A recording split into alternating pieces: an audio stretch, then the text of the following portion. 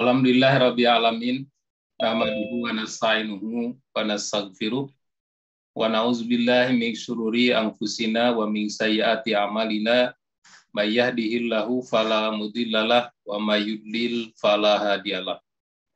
Asyhadu an la ilaha illallah wahdahu la syarikalah wa asyhadu anna Muhammadan abduhu wa rasuluhul ladzi la nabiyya ba'da, amma ba'du. Bapak-bapak, ibu-ibu, para jamaah Muskaf 12 yang insya Allah dirahmati Allah Subhanahu wa Ta'ala. Alhamdulillah atas kudrah dan iradah Allah, atas rahmat dan inayah Allah, malam ini kita kembali bisa bersilaturahim melalui kajian online Muskaf 12.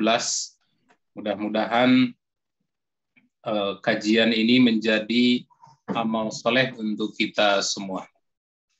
Dan pada kesempatan ini kita akan melanjutkan pembahasan Kitabus Shalah, yaitu pembahasan tentang permasalahan-permasalahan yang berkaitan dengan syariat sholat.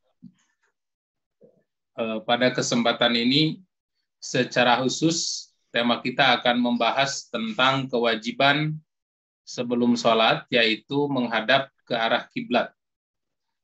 Karena ada beberapa kewajiban yang wajib dilakukan sebelum sholat, dan itu merupakan syarat sah sholat. Tidak sah sholat kalau tidak memenuhi syarat tersebut. Yang pertama, syaratnya adalah suci dari hadas, baik hadas kecil maupun hadas besar. Hadas kecil dapat dihilangkan dengan berwudu, sementara hadas besar itu harus dihilangkan dengan cara mandi besar. Jadi tidak sah sholat apabila kita sholat masih memiliki hadas, baik hadas kecil ataupun hadas besar. Kemudian yang kedua harus suci dari najis badaniyah, baik najis badani ataupun najis akidah. Badan kita harus bersih, akidah kita juga harus lurus, harus bertauhid. Dan kemudian yang ketiga, syarat sah sholat itu adalah diharuskan kita menghadap ke arah kiblat. Ini sebagai bentuk ketaatan terhadap perintah Allah Subhanahu wa Ta'ala, dan kiblat yang pada saat ini diperintahkan untuk dijadikan arah oleh seluruh umat manusia di muka bumi adalah Ka'bah atau Masjidil Haram.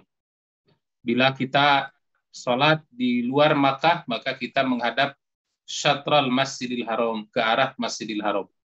Apabila kita sholat di dalam Masjidil Haram, maka arah kiblat kita adalah Ka'bah. Apabila kita sholat di dalam Ka'bah, maka arah kiblat kita adalah menghadap ke Hajar Aswad. Dan dilarang, ini sudah dibahas kemarin, dilarang kita sholat di atap Ka'bah. Nah, masuk slide 2.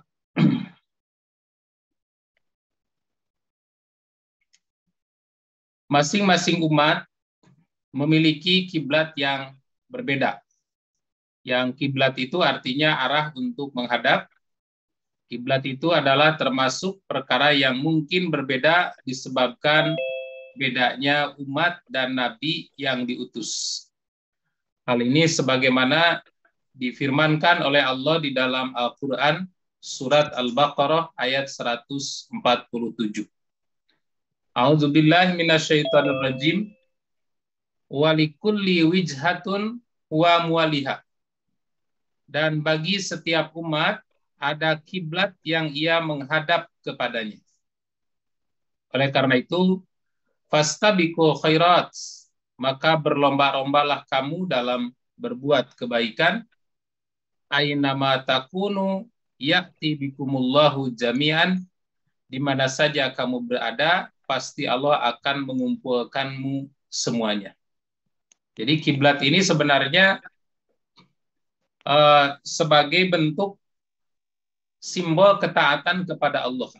tidak menjadi persoalan kiblat kita berbeda dengan umat-umat lain seperti sebelumnya mengarah atau menghadap ke arah Baitul Maqdis. Kemudian di masa Nabi Shallallahu Alaihi Wasallam dipalingkan ke arah Masjidil Haram. Nah, sempat mengarah ke Baitul Maqdis beberapa bulan, nanti akan dibahas di slide berikut. Dan kemudian dipalingkan lagi untuk menghadap ke arah Masjidil Haram. Nah, namun persoalan ini tidak prinsip, artinya bukan hal yang harus dipermasalahkan. Karena perintah menghadap kiblat itu adalah sebagai bentuk ujian ketaatan dari Allah Subhanahu wa taala, apakah kita mau taat atau membangkang sebagaimana orang Yahudi. Dan pada dasarnya kemanapun kita mengarah, itu semua mengarah ke arah Allah Subhanahu wa taala. Nah, kemudian berikutnya ini sebagai bentuk syarat sah salat. Kewajiban untuk menghadap ke arah kiblat ini disampaikan oleh Nabi Shallallahu Alaihi Wasallam di dalam sebuah hadis yang diriwayatkan oleh Imam Al-Bukhari dan juga Imam Muslim. Nabi Shallallahu Alaihi Wasallam telah menganjurkan kepada seluruh umat manusia, kepada seluruh kaum muslimin agar menghadap ke arah kiblat, yaitu ke arah Masjidil Haram. Dalam hadis riwayat Bukhari Muslim, Nabi bersabda, qala Nabi sallallahu alaihi wasallam, idza qumta ila shalah, apabila kamu berdiri melaksanakan salat, fa'asbigil wudu, maka sempurnakanlah wudu. Yang dimaksud asbigil wudu itu adalah kita melebihkan jumlah mencuci anggota wudu. Yang kedua yang dimaksud isbagul wudu adalah melebihkan batas minimal, dari batas minimal kepada maksimal dalam mencuci anggota wudu. Melebihkan jumlah pencucian, misalnya dalam berwudu itu kita hanya diperintahkan atau cukup dengan mencuci satu kali, marrotan, mencuci tangan satu kali, mencuci muka satu kali, kemudian mengusap kepala satu kali, mencuci kaki satu kali. Nah, itu marrotan. Nah, tapi Nabi pernah memberikan contoh mencuci anggota wudhu itu 2 kali sampai 3 kali, kecuali mengusap kepala. Kalau mengusap kepala itu hanya 1 kali saja, tidak sampai 2 kali. Diusap, diambil dari bagian depan kepala, ditarik ke belakang, tarik lagi ke depan, masukkan jari ke telinga, kemudian daun telinganya ditekan dengan ibu jari sambil diusap. Nah, itu tetap 1 kali, tidak berubah-ubah. Kemudian batasannya mencuci muka itu dari tempat tumbuh rambut sampai bawah dagu. Jadi ini termasuk muka ya. Bawah dagu ini termasuk muka. Sekarang ada video yang beredar yang disampaikan oleh seorang perempuan. Jadi katanya tidak sah sholat kalau kelihatan bawah dagu. Maka kerudung ibu-ibu itu harus di sini, di bawah bibir. Nah, sebenarnya bawah dagu ini termasuk muka yang boleh terlihat. Karena ketika kita berwudu, tidak sah berwudu kecuali mencuci sampai ke bawah dagu ini. Kalau bapak-bapak yang berjenggot, itu sampai diperintahkan supaya jenggotnya diselat-selat. Tapi kalau tidak berjenggot, ya nggak usah diselat-selat. Nah, menunjukkan bahwa di bawah dagu ini masih termasuk muka. Sehingga kalau ibu sholat, terlihat bawah dagu, masih sah sholatnya. Nah, tapi memang kesempurnaannya agak maju sedikit, takutnya terlihat leher. Nah, Kalau kita mencuci muka sampai ke leher, maka ini namanya isbag. Kemudian mencuci tangan. Kewajiban mencuci tangan itu sampai sikut. Tapi kalau kita mau isbag, lebihkan sampai hampir mendekat ke ketiak. Lalu mengusap kepala. Mengusap kepala itu dari depan, tempat tumbuh rambut, sampai ke belakang, dan bisa dilebihkan sampai ke leher, ya, pundak belakang leher ini. Dan itu kalau dilebihkan berarti kita sudah isbag. Lalu mencuci kaki, kewajibannya sampai mata kaki, tapi kalau kita mau melebihkan, seperti dicontohkan oleh Nabi sampai tengah betis, maka itu kita sudah berlaku isbag. Kata Nabi, asbigul wudu fis sabarat, sempurnakanlah wudu walaupun di suhu udara yang sangat dingin, karena bekas-bekas anggota wudu kita pada hari kiamat itu ghurran muhajjalin, akan putih bersinar pada hari kiamat. Itu syarat pertama. Kemudian syarat kedua, iza qumta illa shalah fasbigil wudu summa staqbilil kiblat, lalu menghadaplah ke arah kiblat. Dengan kata lain, tidak sah salat kalau tidak menghadap ke arah kiblat.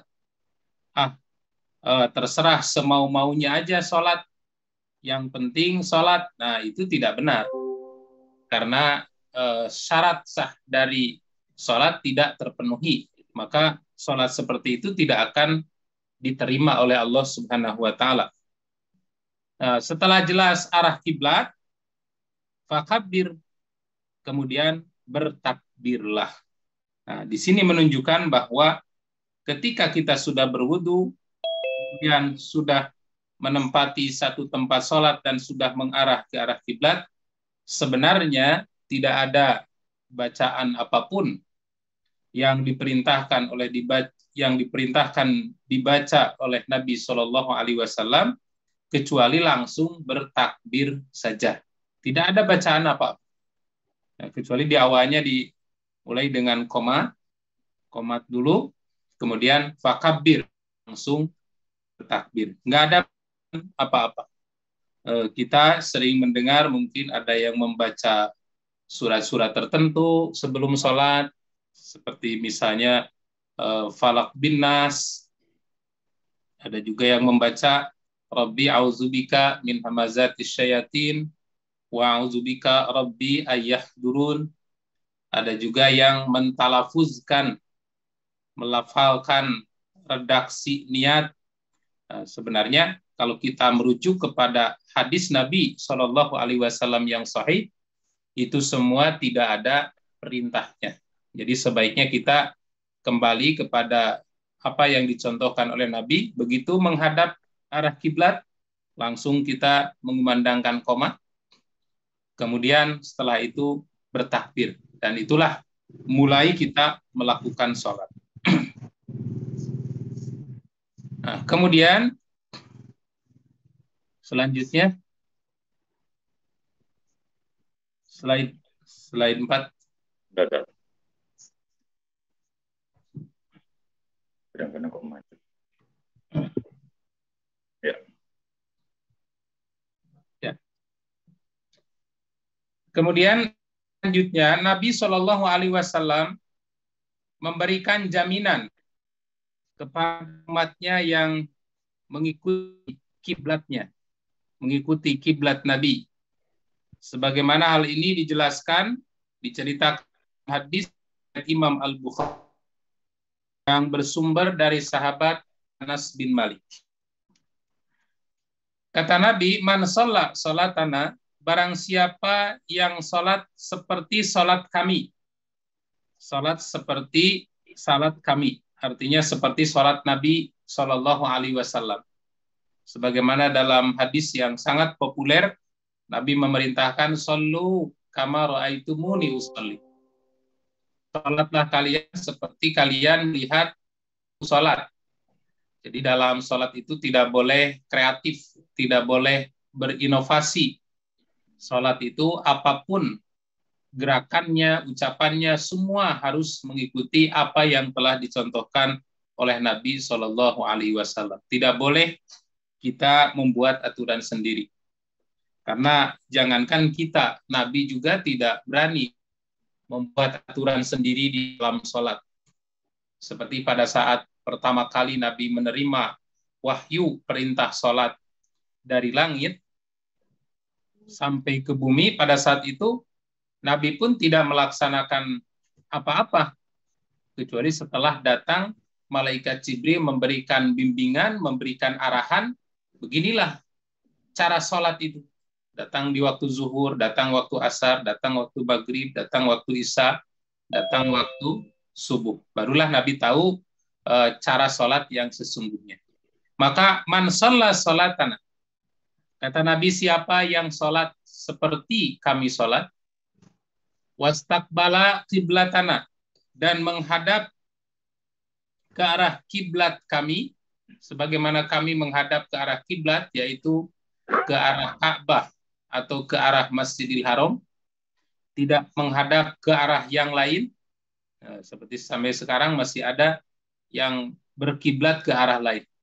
Wa akala zabihatana, dan memakan sembelihan kami.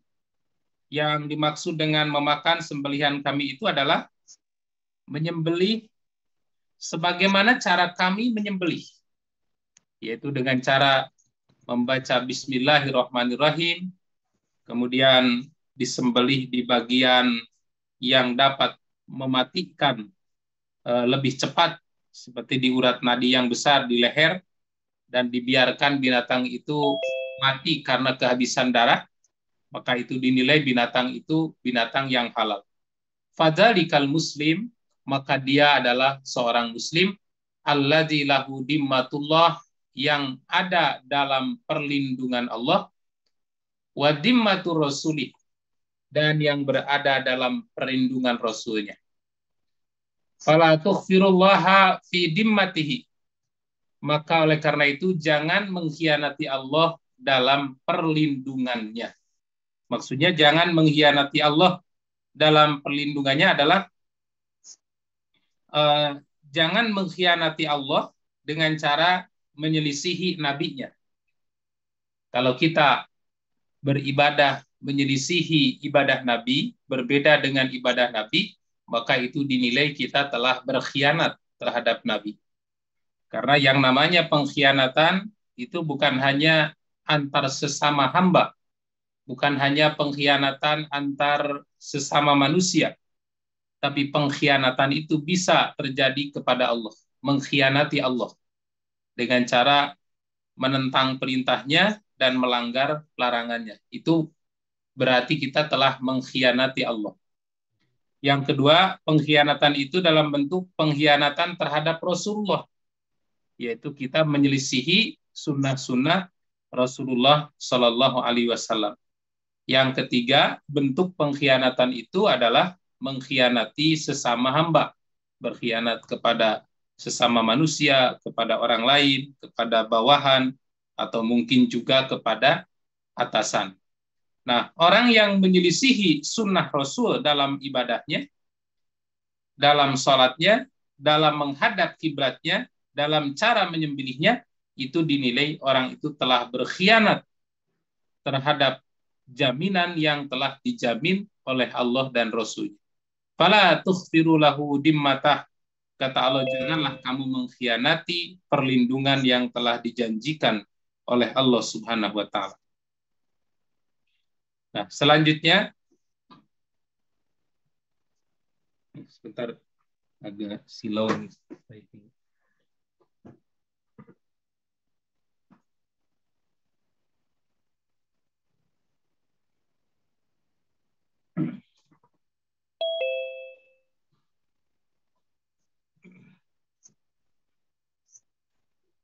Nah, ini Baitul Maqdis.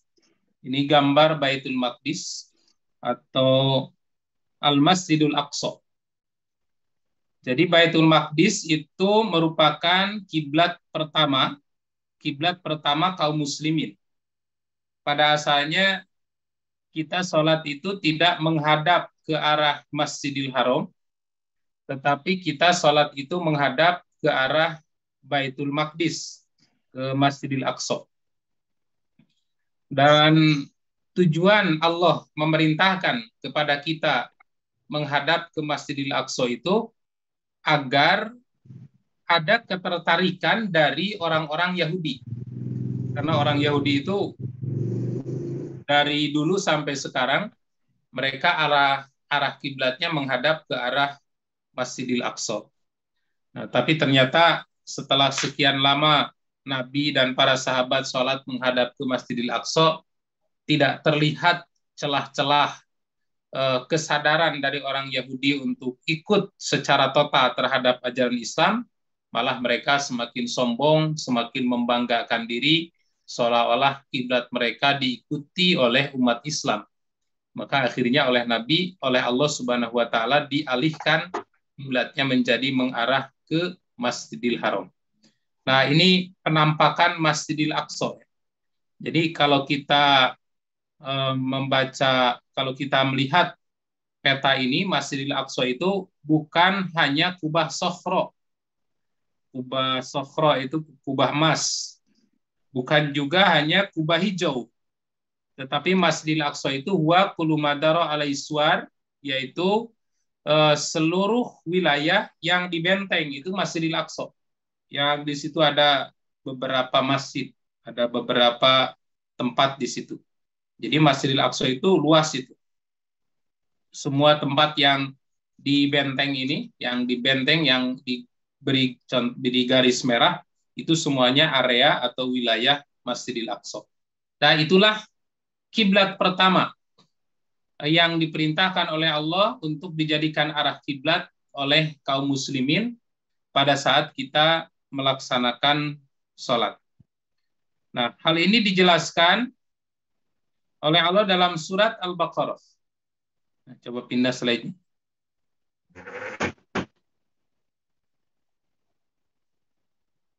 Ayat berapa tadi? Slide 6. Nah, 144 ya. Ya. Jadi setelah Allah Subhanahu wa Ta'ala memerintahkan untuk sholat menghadap ke arah Masjidil Aqsa dengan tujuan dan harapan agar orang Yahudi tertarik hati mengikuti ajaran yang dibawa oleh Nabi Muhammad Sallallahu Alaihi Wasallam. Ternyata kiblatnya sama, nah, menunjukkan bahwa ajaran Islam juga ajaran yang sama-sama diturunkan oleh Allah Subhanahu Wa Taala dari langit. Nah, tetapi harapan yang diharapkan itu tidak terbukti. Mereka malah semakin sombong, mereka malah semakin membanggakan diri. Mereka mengatakan, wah, umat Islam itu tidak punya kiblat sendiri. Buktinya kiblatnya ikut-ikutan, mengikuti kiblat kita. Dan menunjukkan bahwa agama yang paling benar adalah agama kita. Nah, begitu komentar-komentar yang dilontarkan oleh orang-orang Yahudi. Maka Nabi Shallallahu Alaihi Wasallam merasa tidak nyaman dengan kondisi itu. Di samping Nabi Shallallahu Alaihi Wasallam juga sangat mencintai Masjidil Haram. Makanya kalau Nabi sholat di Masjidil Haram pada saat Nabi di Mekah sebelum hijrah ke Madinah, walaupun saat itu perintahnya menghadap ke Masjidil Aqsa atau Baitul Maqdis, tapi Nabi tetap ingin sholat itu menghadap ke arah Ka'bah, tidak mau berpaling dari arah Ka'bah, karena itu adalah kiblatnya Nabi Ibrahim alaihissalam. Jadi Ka'bah adalah kiblatnya Nabi Ibrahim alaihissalam yang kemudian dialihkan kiblat itu menjadi ke Masjidil Aqsa atau Baitul Maqdis setelah generasi Nabi selanjutnya. Nah, tapi Nabi ingin sholatnya selalu menghadap ke Ka'bah, maka Nabi mensiasati dengan cara berdiri di depan Hajar Aswad. Nah, jadi antara Ka'bah itu dijadikan antara Baitul Maqdis atau Masjidil Aqsa dengan Nabi di tengah-tengah gitu. Seperti kita kalau sholat di belakang di belakang makom Ibrahim, itu makom Ibrahim itu berada di tengah-tengah antara kita dengan kiblat. Nah, karena Nabi sangat mencintai Ka'bah, maka Ka'bah itu dijadikan di tengah-tengah antara Nabi dan arah Baitul Maqdis atau Masjidil Aqsa. Dan posisinya Nabi selalu berdiri di depan Hajar Aswad. Nah, itu persis. Jadi kalau Bapak Ibu sholat di depan Hajar Aswad, berarti itu menghadap ke arah Ka'bah plus mengarah ke Masjidil Aqsa, ke Baitul Maqdis. Namun setelah Nabi Shallallahu Alaihi Wasallam hijrah ke Madinah, hal itu tidak dapat dilakukan lagi oleh Nabi. Jelas, ketika Nabi menghadap ke arah Ka'bah, berarti membelakangi Masjidil Aqsa. Ketika Nabi harus menghadap ke Masjidil Aqsa, berarti membelakangi arah Ka'bah. Oleh karena itu, tidak bisa diakali, bisa berarah kiblat kedua kiblat yang sama. Maka disinilah Nabi mulai merasa tidak nyaman dan kemudian terus menginginkan dan berdoa kepada Allah agar kiblatnya itu dipindahkan. Dan keadaan ini dijelaskan oleh Allah dalam surat Al-Baqarah ayat 144. Kata Nabi, qad nara taqalluba wajhika fis sama. Qad nara, sungguh kami sering melihat taqalluba wajhik, sering melihat mukamu menengadah ke arah fis sama, ke arah langit. Qad nara taqalluba wajhika fis sama, sungguh kami sering melihat mukamu menengadah ke arah langit. Falan waliyannaka qiblatan tardah, maka sungguh kami akan memalingkan kamu ke arah kiblat yang kamu sukai. Fawali wajhaka syatrul masjidil haram, maka palingkanlah mukamu ke arah Masjidil Haram. Wahai summa kuntum fawallu wujuhakum syatrah, dan di mana saja kamu berada, palingkanlah mukamu ke arahnya. Syatrah. Yang diperintahkan itu kita mengarah ke arahnya. Apakah itu tepat sampai ke titik pusat Masjidil Haram, ke titik pusat Ka'bah atau tidak, wallahu a'lam bishawab. Mudah-mudahan kiblat-kiblat kita memang tepat ke titik Ka'bah. Tetapi walaupun tidak tepat, yang penting syatrah, kita mengarah semuanya ke arah Ka'bah. Karena sebenarnya kalau kita melihat diameter Ka'bah, mungkin tidak semua orang bisa mengarah ke titik pusat Ka'bah. Seperti katakanlah misalnya jumlah saf terpanjang, umpamanya safnya sampai panjangnya umpamanya sampai 100 meter umpamanya. Bahkan kalau waktu kita demo di Monas itu berapa meter itu saf itu, barisannya ya.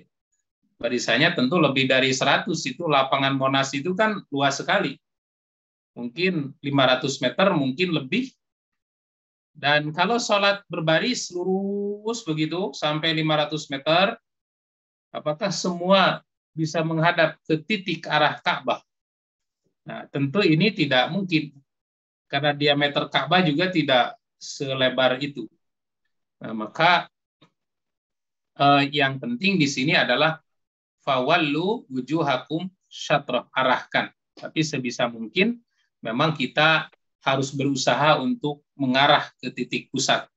Makanya di tangga-tangga tertentu itu ada waktu di mana matahari berada di atas Ka'bah, maka itulah momen untuk meluruskan arah kiblat. Mungkin agak bergeser sedikit dengan adanya panduan sinar matahari yang berada di puncak, di persis di atas Ka'bah, maka bayangan matahari yang dihasilkan dari matahari itu, bayangan yang dihasilkan dari matahari itu lebih akurat. Karena kompas juga kadang-kadang error gitu. Misalnya kita punya handphone, Kalau jaringan atau internetnya nggak benar, itu bisa error. Saya sering kali mengalami seperti itu. Ketika sholat di hutan, misalnya di daerah pegunungan, kita bingung nyari arah kiblat. Kemudian membuka kompas yang ada di handphone itu. Kadang-kadang malah miring 180 derajat, tidak akurat. Jadi yang namanya kompas juga akurasinya mungkin ada yang tepat, ada juga yang tidak. Nah, tapi minimal kita berjuang, berusaha untuk mengarah. Wa innal ladzina utul kitab la ya'lamuna annahul haqqu mir rabbihim. Kata Allah, dan sesungguhnya orang-orang yang diberi Alkitab, yaitu orang Yahudi dan orang Nasrani, la ya'lamuna, mereka itu sungguh benar-benar mengetahui, annahul haq, bahwa berpaling ke arah Masjidil Haram itu adalah al-haq, satu kebenaran, mir rabbihim, dari Tuhannya. Wa mallahu bighafilin amma ya'malun, dan sekali-kali Allah tidak lengah dari apa yang mereka kerjakan. Jadi menurut ayat ini sebenarnya ahlul kitab pun mengetahui bahwa perintah untuk menghadap ke arah Masjidil Haram itu adalah satu kebenaran yang disampaikan dari Tuhannya, dari Allah. Tetapi kebanyakan mereka membangkang terhadap perintah ini. Nah, kemudian penjelasannya dijelaskan oleh Nabi di dalam hadis. Pindah slide.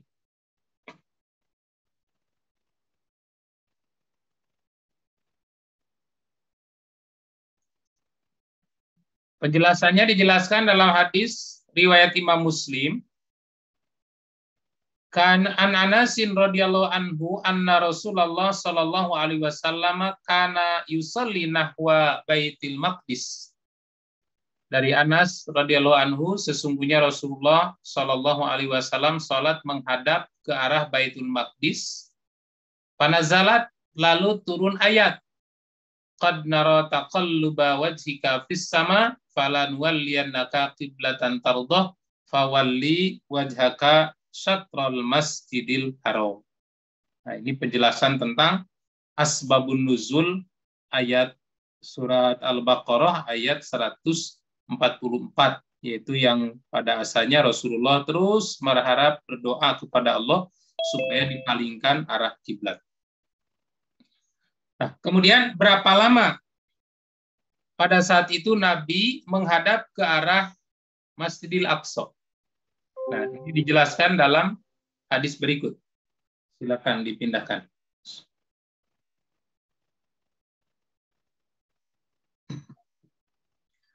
Menurut Al-Bara bin Azib, Rasulullah Shallallahu Alaihi Wasallam bersama para sahabatnya pernah menghadap ke arah Baitul Maqdis itu, pernah sholat menghadap ke arah Baitul Maqdis itu selama 16 atau 17 bulan. Di sini ada keraguan dari periwayat apakah 16 atau 17. Tapi tidak membuat hadis ini menjadi lemah. Yang jelas bahwa kejadian itu pernah terjadi hingga dibuktikan dengan turun ayat yang memalingkan. Hadis pertama dari Al-Bara bin Azib. Al-Bara berkata, "Shalaina ma'an Nabi sallallahu alaihi wasallam, kami para sahabat pernah melakukan salat berjamaah bersama-sama dengan Nabi sallallahu alaihi wasallam sittata asyara syahron, selama 16 bulan. Nahwa Baitul Maqdis, dan menghadap ke arah Baitul Maqdis selama 16 bulan itu. Summa surifna nahwal Ka'bah, kemudian kami diarahkan, dipalingkan ke arah Ka'bah. Jadi menurut hadis pertama, salat menghadap ke Baitul Maqdis itu selama 16 bulan. Jadi 1 tahun 4 bulan. Kemudian di hadis yang kedua, versi Imam Al-Bukhari, masih dari sahabat yang sama, yaitu sahabat Ar-Barr bin Azib. Beliau mengatakan, anna Nabiya sallallahu alaihi wasallam kana awwala ma qadimal Madinah. Bahwa Nabi sallallahu alaihi wasallam ketika pertama kali tiba di Madinah di awal-awal hijrah, nazala ala azdadihi, beliau bertempat tinggal di nenek moyangnya, au qala akhwalihi, atau tinggal di paman-pamannya, minal ansor, dari kalangan kaum ansor. Jadi di Madinah itu sudah ada banyak saudara-saudara atau kerabat-kerabat Nabi Shallallahu Alaihi Wasallam, baik itu pamannya atau kerabatnya. Wa nahu sholla qibala Baitul Maqdis, dan Nabi Shallallahu Alaihi Wasallam sholat menghadap ke arah Baitul Maqdis, sittata asyara syahron aw sab'ata asyara syahron, sekitar 16 bulan atau 17 bulan. Nah, di sini ada sedikit keraguan dari rawi apakah 16 bulan atau 17 bulan. Tapi yang jelas bahwa hal itu pernah terjadi karena ini langsung diabadikan oleh Rasulullah Sallallahu Alaihi Wasallam. Nah, kemudian bagaimana sikap orang-orang Yahudi saat perpindahan kiblat itu? Nah, silakan ditampilkan slide 9.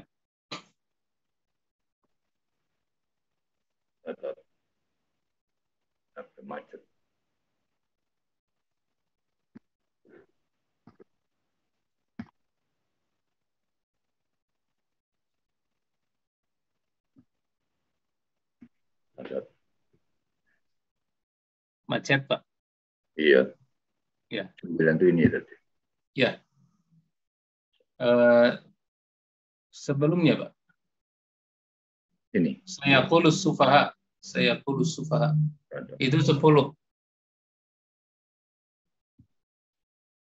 Yang ini bukan? Bukan. Sebelumnya. Ini.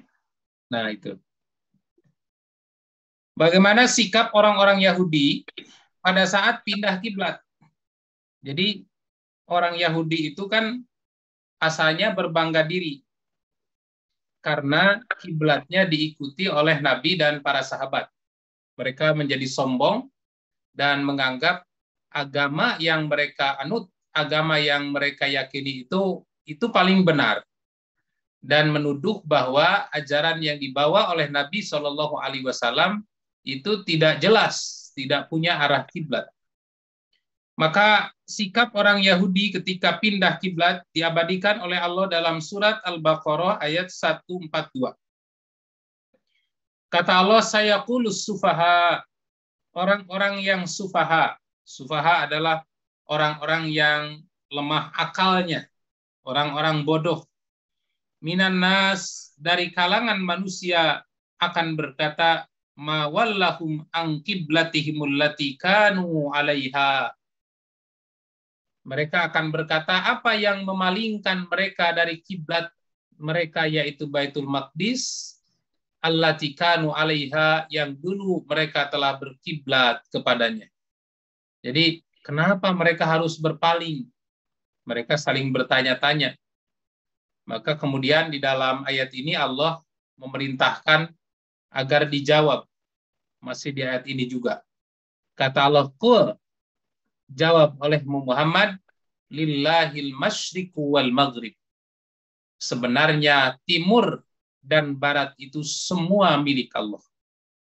Baik menghadap ke Masjidil Aqsa milik Allah, mau menghadap ke Masjidil Haram juga milik Allah. Yahdi may yasha, Allah akan memberikan petunjuk kepada orang yang dikehendaki, ila siratin mustaqim, untuk menuju jalan yang lurus. Nah, jadi di sini Allah menegaskan bahwa kedua arah tersebut itu semua milik Allah, nggak ada perbedaan. Yang diinginkan dari perpindahan arah kiblat ini adalah ketaatan yang total tanpa ada keraguan baik suka atau tidak, itu harus taat kepada Allah. Nah, kemudian dijelaskan juga, diperkuat dengan ayat berikutnya, yaitu surat Al-Baqarah ayat 115, yang menjelaskan bahwa kedua arah yang belum Pak, belum pindah. Kedua arah itu sama dalam hal kepemilikan, dalam hal kekuasaan dan pengetahuan Allah. Karena itu kemanapun seorang mengarah, maka dia akan menemukan Allah di sana. Di Al-Baqarah 115, Allah mengatakan, walillahil masyriq wal maghrib, milik Allah lah timur dan barat, fa'inama tawallu, fa'inama tuwallu, fasamma wajhallah, fa'inama tuwallu, fasamma wajhullah. Maka kemanapun kamu menghadap, disitulah menghadap ke arah Allah. Ke Baitul Maqdis, menghadap ke arah Allah. Ke Masjidil Haram, menghadap ke arah Allah. Bahkan menghadap kemanapun. Seperti kalau kita salat di atas kendaraan, itu kan tidak mungkin kita bisa menghadap persis ke arah kiblat. Misalnya ketika Bapak Ibu dari Bandung mau pergi ke Jawa Timur, naik bus, kemudian waktu sholat datang di bus, dan kita sholat di atas bus, tidak mungkin kita bisa sholat menghadap ke Ka'bah, karena arahnya sedang ke arah timur. Maka kemanapun kita mengarah, kata Allah, fa'inama tuwallu fasamma wajhallah. Kemanapun kamu menghadap, disitulah arah Allah. Baik timur, baik barat, baik utara, ataupun selatan. Nah, kemudian,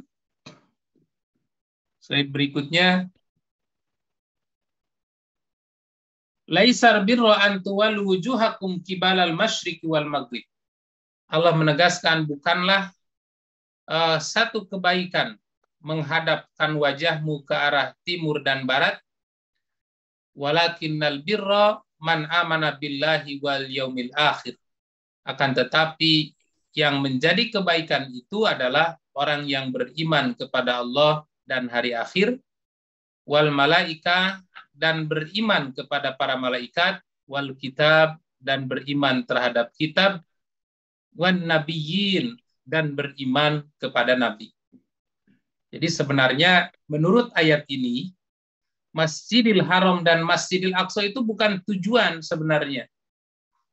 Akan tetapi tujuan perintah menghadap ke arah kiblat itu adalah berimannya, beriman kepada Allah. Allah memerintahkan menghadap ke Masjidil Aqsa, ikut, taat. Allah memerintahkan menghadap ke Masjidil Haram atau ke arah Ka'bah, ikut. Bahkan jika Allah memerintahkan menghadap ke arah manapun, kita ikut. Kita wajib ikut. Tapi sekarang tidak mungkin. Karena syariat itu sudah selesai, sudah fix, ya. Jadi agama Islam, dinul Islam itu sudah sempurna, sudah fix. Tidak mungkin ada perubahan, yang mungkin ada kekurangan, ya, yang maksudnya agama Islam itu telah sempurna, tidak akan ada perubahan lagi, yang kemungkinan terjadi malah terjadi kekurangan-kekurangan, maksudnya dikurangi oleh manusia gitu. Kalau ajarannya sudah sempurna. Makanya ketika Umar bin Khattab mendengar Nabi SAW menerima wahyu yang terakhir itu, yang populer, al-yauma akmaltu lakum dinakum wa atmamtu alaikum ni'mati wa raditu lakumul Islam madinah. Pada saat itu Umar bin Khattab menangis, karena kata Umar bin Khattab, tidak ada sesuatu yang sudah sempurna kecuali akan berkurang. Jadi agama itu sudah fix, tidak akan ada perubahan lagi. Dan yang diinginkan oleh Allah bukan persoalan Masjidil Haram dan Masjidil Aqsa-nya, tapi man amana billah wal yaumil akhir. Menghadap ke Masjidil Haram atau ke Masjidil Aqsa atau ke Masjidil Haram itu sebagai bukti iman kepada Allah dan hari akhir. Wal malaikat, bukti iman terhadap malaikat. Wal kitab, bukti iman terhadap Al-Quran. Wan nabiyyin, bukti iman terhadap para nabi yang diutus ke muka bumi untuk menyampaikan syariat dinul Islam ini. Kemudian di Al-Baqarah 143, wa maja'ana qiblatal lati kunta 'alaiha. Dan kami tidak menetapkan kiblat yang menjadi kiblatmu sekarang illa lina'lama, melainkan agar kami mengetahui, supaya mengetahui dengan jelas, man yattabi'ur rasul, siapa yang mengikuti Rasul, mimma yanqalibu ala aqibaihi, dan siapa yang membelot ke belakang, memberontak menentang Rasulullah.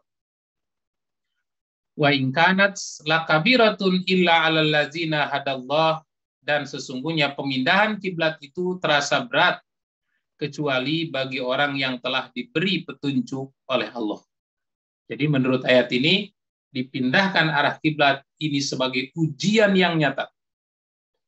Allah menguji kita, apakah kita mau mengikuti sunnah Rasulullah atau malah membangkang terhadap sunnah Rasulullah.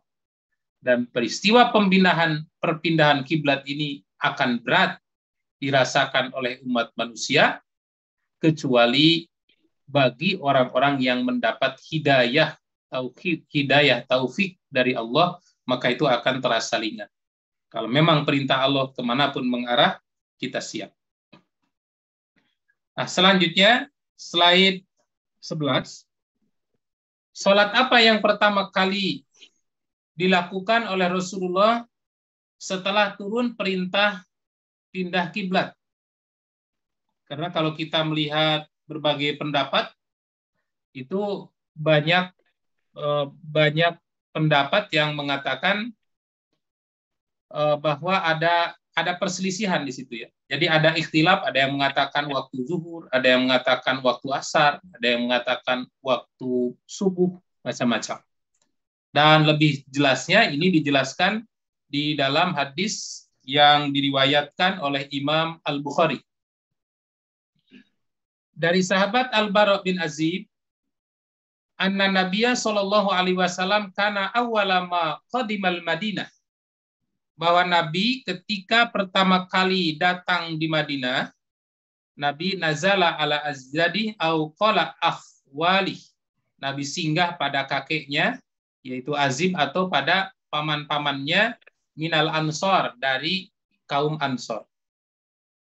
Wa annahu shalla qibala Baitul Maqdis sittata asyara syahron aw sab'ata asyara syahron. Dan Nabi sallallahu alaihi wasallam salat menghadap ke Baitul Maqdis sekitar 16 bulan atau 17 bulan. Wa kana yu'jibuhu an takuna qiblatuhu qibalal bait, akan tetapi yang paling mengagumkan Nabi atau yang paling diinginkan oleh Nabi Shallallahu Alaihi Wasallam itu sebenarnya ingin menghadap ke arah Baitul Maqdis. Yang paling disenangi oleh Nabi itu menghadap ke arah Ka'bah, bukan ke arah Baitul Maqdis, tapi ke arah Masjidil Haram. Nah, kemudian di sini ada penjelasan. Wa annahu shalla awwala sholatin shallaha sholatal asri. Dan sesungguhnya Nabi Shallallahu Alaihi Wasallam yang pertama kali menghadap ke arah Ka'bah itu adalah sholat asar. Wa shalla ma'ahu qaumun, dan orang juga ikut sholat bersama. Jadi menurut hadis riwayat Imam Bukhari ini, sholat pertama yang diperintahkan berpaling menghadap ke arah Masjidil Haram adalah di waktu Nabi sedang melaksanakan sholat asar. Wa shalla ma'ahu qaum, dan kaum orang-orang para sahabat ikut sholat bersama Nabi. Fa kharaja rajulun mimman shalla ma'ah, kemudian keluarlah seseorang yang ikut sholat bersama Nabi. Fa marra ala ahli masjidin, lalu lewat ke salah satu ahli masjid, wa hum raki'un, ketika mereka sedang ruku. Faqala, maka sahabat yang ikut berjamaah dengan Nabi di Masjid Nabawi ini berkata, asyhadu billah laqad shallaitu ma'a Rasulillah sallallahu alaihi wasallam qibala Makkah. Aku bersaksi kepada Allah, sungguh aku tadi sudah sholat bersama-sama dengan Rasulullah sallallahu alaihi wasallam menghadap ke arah Makkah. Fadaru, maka mereka pun berputar kamahum, sebagaimana mereka kibalal bait, ke arah Baitullah. Karena Nabi juga sama, ketika turun perintah menghadap ke arah kiblat itu, ketika Nabi sedang melaksanakan sholat asar, dan itu baru selesai 2 rakaat. Nah, maka Nabi SAW berputar ke arah Masjidil Haram. Jadi berputar ketika sedang melaksanakan sholat. Makanya perintah tempat di mana pernah terjadi istiwa perpindahan arah kiblat itu sekarang diabadikan oleh pemerintah Saudi Arabia dengan Masjid Kiblatain, masjid yang memiliki 2 arah kiblat. Ada kiblat yang mengarah ke Masjidil Aqsa, ada mihrab yang mengarah ke Masjidil Haram. Tetapi dalam pelaksanaannya sholat di tempat itu tentu saja kita hanya diperintahkan untuk menghadap ke Masjidil Haram. Nggak boleh kita secara sengaja sholat menghadap ke Masjidil Aqsa. Walaupun kenyataannya banyak jamaah haji yang mungkin ingin nyoba gitu, sholatnya itu sengaja menghadap ke 2 arah, 2 rakaat ke Masjidil Haram, 2 rakaat ke Masjidil Aqsa, padahal sudah tidak disyariatkan lagi.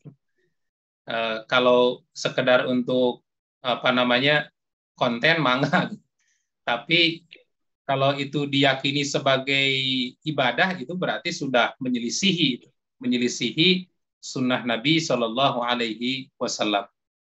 Nah, ketika terjadi perpindahan itu, dan itu terjadi pada saat Nabi dan para sahabat sedang salat, wa kanatil yahudu qad a'jabahum id kana yusalli kibalal baitil maqdis wa ahlul kitab falamma wala wajhu kibalal bait ankaru zalik. Nah, di dalam hadis ini dikatakan bahwa ketika orang Yahudi ahlul kitab melihat kaum muslimin sholat menghadap ke arah Masjidil Haram, berpaling, maka orang Yahudi a'jabahum itu merasa heran, loh, kenapa tiba-tiba Nabi dan para sahabat berputar arah menghadap ke Baitullah, ke Masjidil Haram, ke Mekah. Padahal dulu mereka pada awalnya menghadap ke arah Baitul Maqdis. Dan ketika arah kiblat itu dipalingkan, wa ahlul kitab falama wala wajha kibalal bait ankaru zalik. Ketika arah kiblat dipalingkan ke arah Masjidil Haram, maka orang Yahudi, orang Nasrani ankaru zalik. Mereka mengingkari, tidak mau mengikuti apa yang dicontohkan oleh Nabi Shallallahu Alaihi Wasallam. Dan inilah pembangkangan pertama terhadap Nabi Shallallahu Alaihi Wasallam adalah terkait dengan perpindahan arah kiblat. Nah, kemudian slide berikutnya, nanti ujung hadisnya dibahas di slide berikut. Dipindah dulu. Ada macet ini.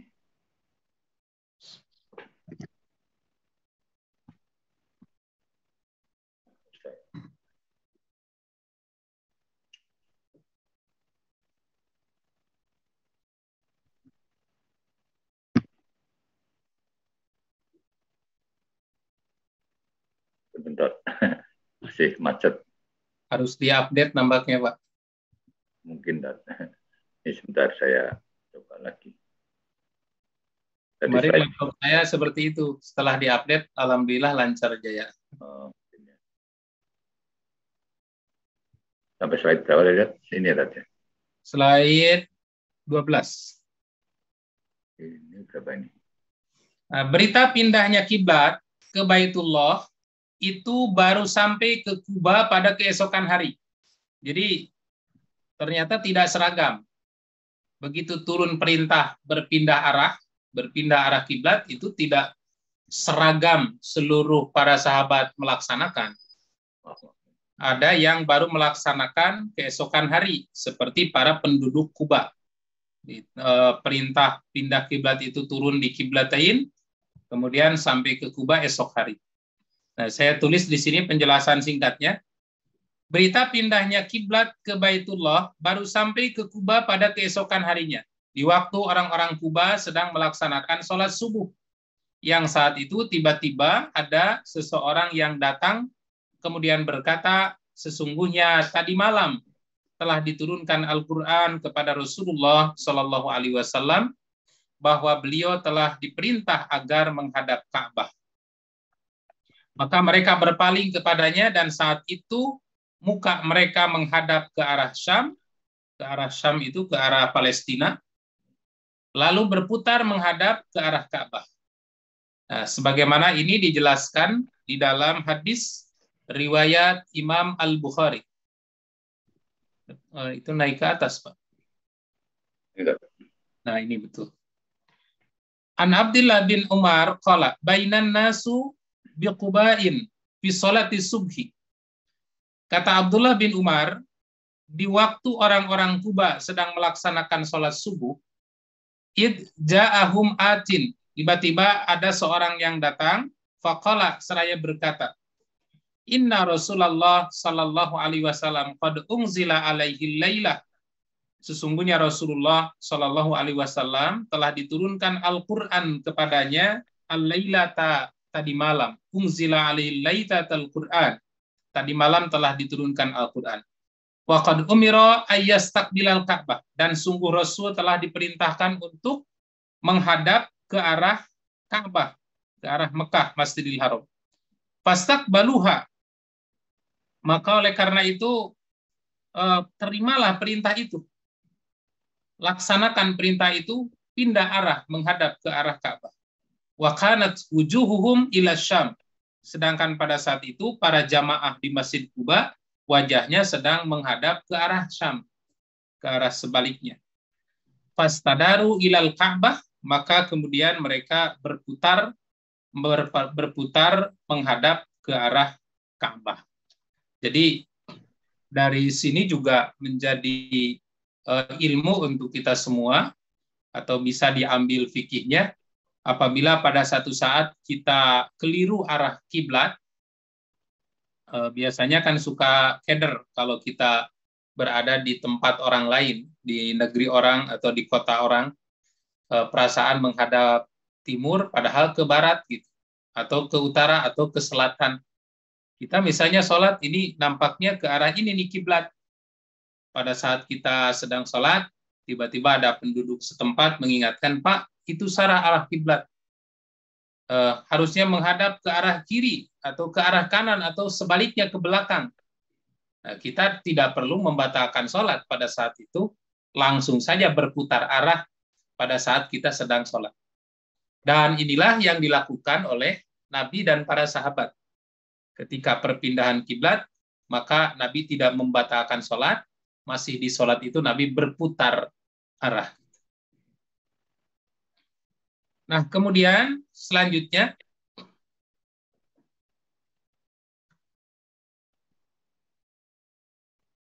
bagaimana hukum sholat orang yang tidak menghadap kiblat?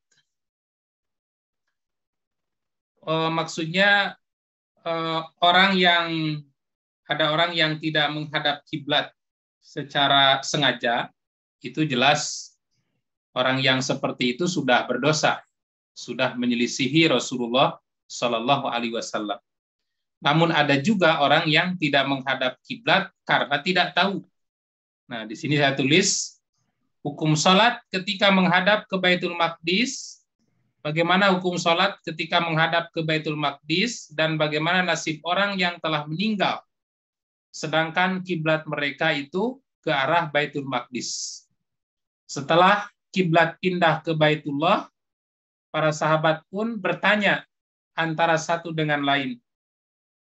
Dan ini tadi dijelaskan pada hadis yang panjang itu, bahwa sahabat itu saling bertanya tentang annahuma ta'alal qiblah qabla an tuhawwala rijal wa qutilu falam nadri ma naqulu fihim.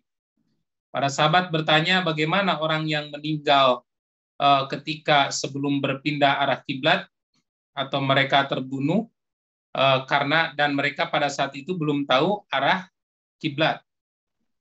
Maka kemudian Allah Subhanahu wa taala menurunkan firman Allah di surat Al-Baqarah ayat 143.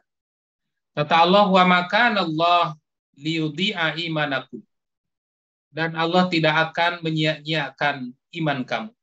Artinya dulu para sahabat kaum muslimin yang sholat menghadap ke Masjidil Aqsa dan tidak ada kesempatan untuk menghadap ke Masjidil Haram, untuk menghadap Ka'bah, tetap imannya diterima. Tetap sholatnya diterima. Kemudian demikian juga orang yang belum tahu. Jadi ini masih hidup tapi belum tahu. Karena seperti tadi ada yang baru mendengar perpindahan kiblatnya sehari kemudian, besoknya, bahkan mungkin seminggu kemudian. Orang yang jauh jaraknya dari Rasulullah, orang yang jauh jarak dari Madinah, mungkin seminggu kemudian baru mengetahui perpindahan arah kiblat. Nah, ini bagaimana nasib sholatnya? Apakah sholatnya itu sah atau tidak? Maka sekali lagi bahwa perpindahan kiblat itu bukan tujuan, yang menjadi tujuan adalah iman kepada Allah, kepada Rasul, kepada hari akhir, kepada kitab, kepada malaikat, dan kepada nabi-nabi. Maka kata Allah, wa makana Allah liyudhi'a imanakum. Allah tidak akan menyia-nyiakan iman kamu. Jadi tetap sholatnya diterima oleh Allah walaupun mengarah kepada kiblat yang salah karena belum tahu. Ya. Kalau kita menghadap ke kiblat yang berbeda karena sudah tahu, ini mah namanya penentangan. Nah, kemudian selanjutnya perpindahan kiblat yang ditetapkan oleh Allah itu adalah sebagai ujian keimanan untuk mengetahui siapakah yang masih tetap beriman kepada Nabi dengan sepenuh hati dan siapakah yang terguncang keimanannya lalu kembali menjadi kafir. Nah, dijelaskan di surat Al-Baqarah 143 seperti tadi di slide awal, dan ini saya tegaskan lagi, wa ma ja'alnal qiblatal lati kunta 'alaiha illa lina'lama may yattabi'ur rasul mimma yanqalib. Dan kami tidak menetapkan kiblat yang menjadi kiblat kamu sekarang, melainkan agar kami mengetahui dalam dunia nyata ini siapa yang mengikuti Rasul dan siapa yang membelot dari Rasul. Wa in kanat lakabiratan illa 'alal ladzina hadallah, dan perpindahan kiblat itu akan dirasakan berat kecuali oleh orang-orang yang diberi petunjuk oleh Allah Subhanahu wa taala. Nah, catatan singkat, slide 15. Ada catatan dari seorang ulama pakar tafsir, Imam At-Tabari. Beliau mengatakan pengalihan kiblat dari Mekah ke Baitul Maqdis itu bertujuan antara lain untuk menarik hati Bani Israel. Kiranya dengan persamaan kiblat mereka pun mengarah ke sana, dibujuk gitu.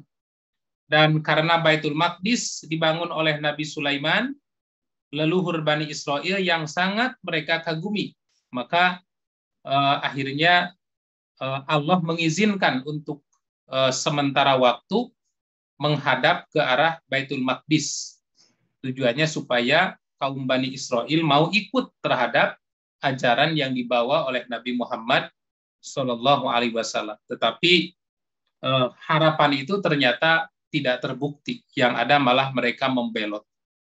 Nah, ayat-ayat yang membicarakan tentang pengalihan kiblat ke Masjidil Aqsa di Palestina ke Ka'bah di Masjidil Haram, yaitu di Mekah secara langsung, cukup panjang dan banyak. Banyak sekali ayat-ayat ini, cuman hanya ditampilkan sebagian saja dalam slide ini. Nah, kenapa Allah membicarakan persoalan ini cukup panjang?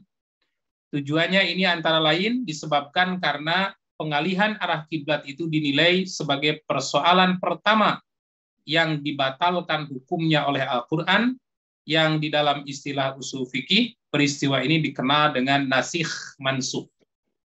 Ya, jadi ada hukum yang terhapus di situ. Hanya saja memang dalam persoalan ini ada ikhtilaf di kalangan para ulama terkait dengan mengistilahkan perpindahan kiblat ini. Yang pertama itu tadi bahwa peristiwa perpindahan kiblat ini adalah salah satu contoh nasikh mansukh, yaitu Allah menghapus hukum pertama dengan hukum kedua, menghapus hukum menghadap ke Baitul Maqdis menjadi menghadap ke Baitullah. Nah, tapi ada ulama lain yang menolak. Kata ulama lain, tidak ada itu dalam Quran hukum yang terhapus. Semua hukum dalam Quran itu tidak terhapus, semua berlaku.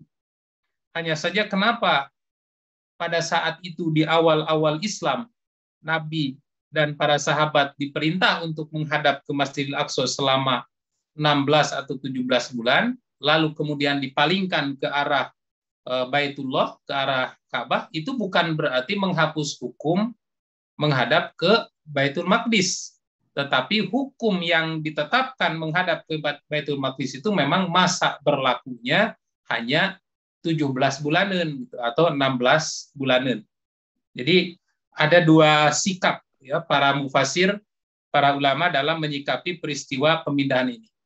Satu kelompok mengatakan inilah hukum nasikh mansukh, hukum yang dihapus, tapi kelompok lain tidak dihapus. Memang hukum itu berlaku hanya untuk 16 bulan atau untuk 17 bulan.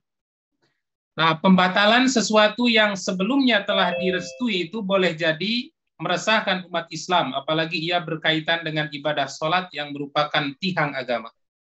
Di sisi lain, pembatalan ini juga menimbulkan keberatan dan kritik dari orang-orang Yahudi dan kaum musyrikin. Faktor-faktor itulah yang mengundang Al-Quran berbicara panjang lebar, di antara lain menjelaskan sejelas-jelasnya tentang peristiwa ini.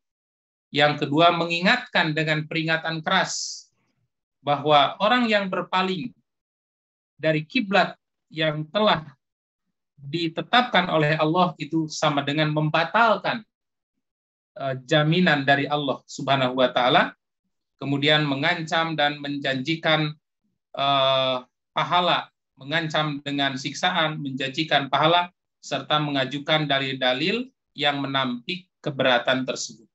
Jadi kalau ini dibahas secara panjang lebar, tentu saja ayat-ayat dan hadis-hadisnya sangat luas. Tetapi intinya bahwa peristiwa ini adalah ujian terberat yang diujikan oleh Allah kepada umat Nabi Muhammad SAW pada saat itu. Karena setelah pindah kiblat itu juga tidak sedikit orang-orang Yahudi yang mengatakan bahwa ajaran Islam ini tidak konsisten. Kenapa kiblat harus dipindah-pindah? Nah, sehingga orang Yahudi mengklaim dirinya yang konsisten, yang tetap menghadap ke arah Baitul Maqdis.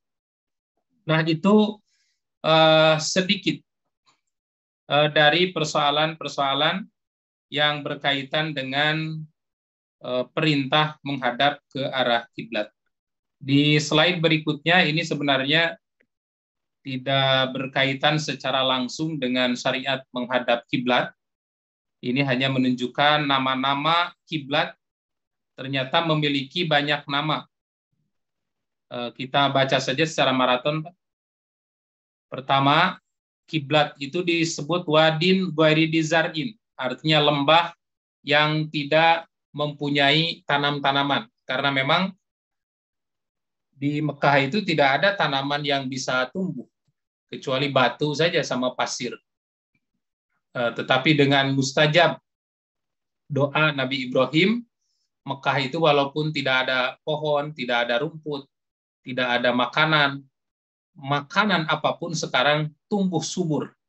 Karena Nabi Ibrahim pada saat itu berdoa, tidak minta pohonnya, tapi minta buahnya. Warzuqhum minas samarat. ya Allah berikan rizki dari buah-buahan. Maka coba perhatikan di Mekah itu buah apa yang tidak ada. Semua ada dari berbagai negara. Ini adalah keberkahan dari doa Nabi Ibrahim. Kemudian selanjutnya disebut Makkah. Makkah itu berarti membinasakan atau mengurangi. Ya, karena memang orang-orang yang berencana untuk menghancurkan Ka'bah, untuk menyerang Ka'bah itu dibinasakan di sana. Tidak ada yang selamat orang-orang yang berniat jahat atau berbuat jahat di kota Mekah. Kemudian yang ketiga disebut juga Bakkah. Bakkah itu secara bahasa berarti menghancurkan. Seperti hanya pasukan Abrahah yang mau menyerang Ka'bah pada saat itu dihancurkan oleh Allah Subhanahu wa taala dengan burung-burung kecil yang membawa batu-batu kecil yang beracun. Kemudian yang keempat, nama kiblat itu disebut yang keempat disebut Ummul Qura. Ummul Qura itu artinya ibu kota. Karena memang kota Mekah itu adalah induk semua kota, Ummul Qura. Atau kalau istilah kita titik nol kota. Titik nol dunia itu adalah Mekah. Itu titik nolnya, pusat bumi, pusar bumi. Sehingga semua yang ada di muka bumi itu mengarah ke arah sana. Itu Ummul Qura. Kemudian yang kelima disebut juga Al-Baladul Amin, negeri yang aman. Karena siapapun yang berada di tempat itu, insya Allah dijamin keamanannya. Wa amanahum min ju' wa amanahum min khauf. Diselamatkan dari kelaparan, diselamatkan dari ketakutan. Siapapun yang berada di Mekah, insya Allah dijamin keamanannya. Kemudian yang keenam, nama Ka'bah itu, kiblat kita itu dinamai Haraman Amin. Negeri yang haram, tanah yang haram maksudnya negeri yang suci, aminan juga yang selamat. Berikutnya disebut Masjidil Haram. Masjidil Haram artinya masjid yang mulia. Al-Haram di sini bermakna mulia. Diharamkan berbagai perbuatan dosa di masjid itu tidak boleh mengotorinya, bahkan orang-orang kafir pun dilarang, diharamkan memasuki tanah haram. Maka disebut Masjidil Haram. Kemudian berikutnya nama-nama Ka'bah. Itu nama-nama kota masjidnya. Sekarang Ka'bah juga ada beberapa nama. Di antaranya disebut Ka'bah yang berarti kubus. Jadi persegi 4. Walaupun pada asalnya Ka'bah ini tidak kubus, lonjong panjang gitu. Cuman karena pada saat merenovasi katanya kekurangan harta halal, dan orang-orang Quraisy pada saat itu walaupun di masa jahiliyah tidak mau membangun Ka'bah dengan menggunakan harta yang haram. Maka akhirnya yang selanjutnya itu hanya di batas tembok pendek saja, yang sekarang disebut Hijri Ismail itu yang melingkar. Itu tembok pendek saja. Kenapa? Karena kekurangan harta halal katanya waktu itu untuk menyelesaikan tembok sampai ke atas. Kemudian si bangunannya dibuat kotak saja sesuai dengan anggaran dana yang dimiliki oleh para penjaga Ka'bah pada saat itu.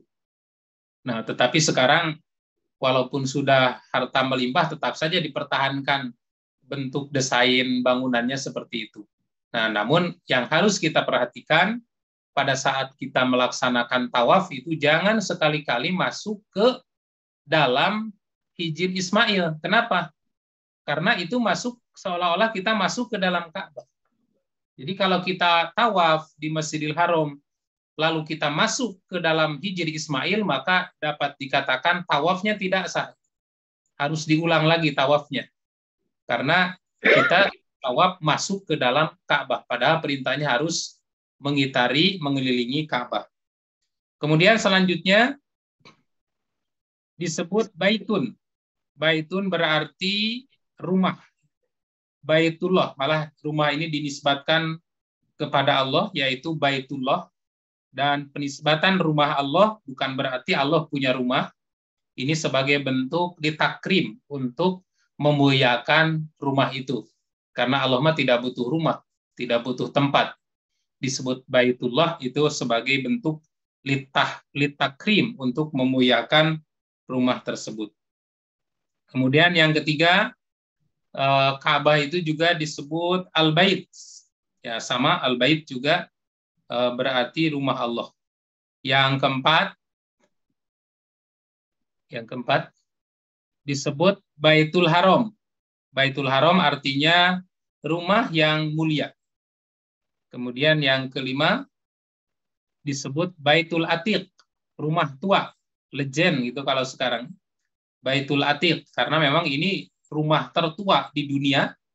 Bahkan dikatakan dalam ayat tadi yang sekilas terbaca, itu adalah rumah pertama yang dibangun di muka bumi adalah Baitullah. Maksudnya rumah ibadah pertama yang dibangun di muka bumi adalah Baitullah, yang pada saat itu peletakan batu pertamanya dibangun oleh Nabi Adam alaihissalam. Kemudian yang keenam disebut kiblat. Disebut kiblat karena memang tempat itu adalah tempat mengarah seluruh umat manusia dalam beribadah kepada Allah. Inilah pemersatu yang hakiki. Jadi Islam itu adalah agama pemersatu, yang salah satunya kita dipersatukan dalam kiblat. Dari manapun kita berasal, dimanapun kita tinggal, pada saat sholat semua menghadap ke arah kiblat, yaitu ke arah Ka'bah atau ke arah Masjidil Haram. Nah, Bapak Ibu yang saya hormati, itulah beberapa ulasan yang dapat saya sampaikan terkait pembahasan kewajiban atau syariat untuk menghadap ke arah kiblat yang menjadi syarat sah di dalam pelaksanaan sholat yang biasa kita laksanakan setiap hari. Demikian yang dapat saya sampaikan. Apabila ada pertanyaan, dipersilakan. Ya, baik Pak Ustadz, ini sudah ada yang ngirim melalui chatting, yaitu dari Ibu Iis. Izin bertanya Pak Ustadz, Mekah katanya kota yang menjamin keamanan, tapi ada saja kejadian jamaah yang hilang atau dibunuh di situ. Bagaimana ini Pak Ustadz? Ya. Yang dibunuh bagaimana Pak? Nah ini saya nggak tahu. Bu Iis mungkin bisa menjelaskan. Assalamualaikum warahmatullahi wabarakatuh. Itu ada kejadian waktu saya pergi haji dulu Pak Ustadz. Itu ada kita yang hilang di sana, akhirnya ketemu tapi sudah meninggal. Perempuan yang diculik. Oh, yang diculik. Ya. Terima kasih, Pak. Ya. Ya, Baladul Amin itu terkait dengan peristiwa pada saat itu sebagai bentuk penjagaan terhadap Ka'bah. Sebagai bentuk penjagaan Ka'bah. Sampai ada surat khusus di ila fi Quraisy, ila fihim rihlatas syita was-saif, alladzi at'amahum min ju' wa amanahum min khauf, yang diselamatkan dari kelaparan dan diselamatkan dari ketakutan.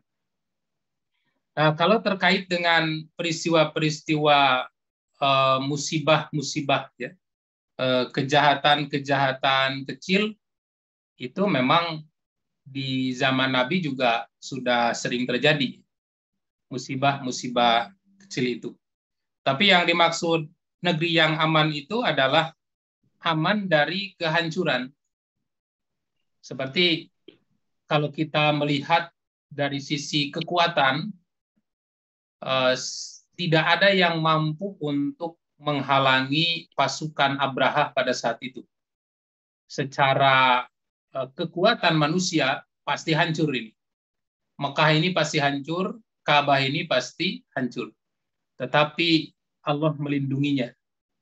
Allah melindungi Ka'bah itu dan malah membinasakan orang-orang yang berniat untuk menghancurkannya. Jadi maksudnya baladun amin itu adalah aman dari kehancuran besar. Nah, adapun kejahatan-kejahatan kecil ya seperti yang tadi Ibu sampaikan itu memang dari zaman Nabi juga sudah ada seperti itu. Yang diculik, kemudian di luar itu ada prostitusi juga ada. Nah, bahkan Abu Jahal juga kan suka menindas, suka membunuh. Tetapi maksudnya negeri yang aman ini adalah aman dari bencana besar. Nah, tetapi kalau Mekah sudah terjadi bencana, di Mekah sudah terjadi bencana besar, maka apalagi negara-negara lain. Itu barometer. Kalau di Mekah kemaksiatan sudah merajalela, maka apalagi di negara lain. Kalau di Mekah sudah terjadi bencana-bencana yang besar, apalagi di negara-negara lain. Nah, kalau terkait dengan itu adalah ciri akhir zaman. Itu adalah ciri akhir zaman. Nah, tapi secara keseluruhan, secara umum, bencana-bencana besar itu oleh Allah dijaga untuk ditimpakan di kota Mekah. Itu. Ya. Jelas ya, Bu Iis? Iya, Mas Ari. Terima kasih, Ustaz. Sama-sama. Ya. Baik, silakan. Barangkali ada jemaah lain yang ingin bertanya. Waktunya untuk tanya jawab. Bila belum ada, Pak Ustadz, saya pernah mendengar dari seorang Ustadz juga bahwa itu perbedaan menghadap arah kiblat. Kalau orang di kota Mekah itu maka kiblatnya langsung di Masjidil Haram, itu tepat gitu ya. Terus kemudian kalau di Saudi Arabia itu menghadapnya itu pokoknya ke arah kotanya saja gitu. Jadi tidak harus di Baitul di Masjidil Haram gitu. Terus kemudian kalau di daerah-daerah orang lain di dunia itu kalau menghadapnya itu ke arah negara Arab saja sudah cukup. Apa memang demikian Pak ini? Kalau nggak salah ini fatwa ulama atau apa namanya? Saya lupa ya ini, atau hadis yang jelas kayaknya bukan hadis itu. Mohon penjelasan Pak. Ya, kalau kita membaca kitab Subulus Salam, syarah kitab hadis Bulughul Maram, itu dibahas tentang persoalan ini oleh para ulama. Di antaranya dimunculkan masalah-masalah panjangnya saf. Jadi ada pertanyaan bagaimana kalau saf itu panjang. Nah, ini yang menjadi pertanyaan kan. Sementara diameter Ka'bah itu kira-kira berapa meter itu, Pak? 12 meter. Ya, 12 meter.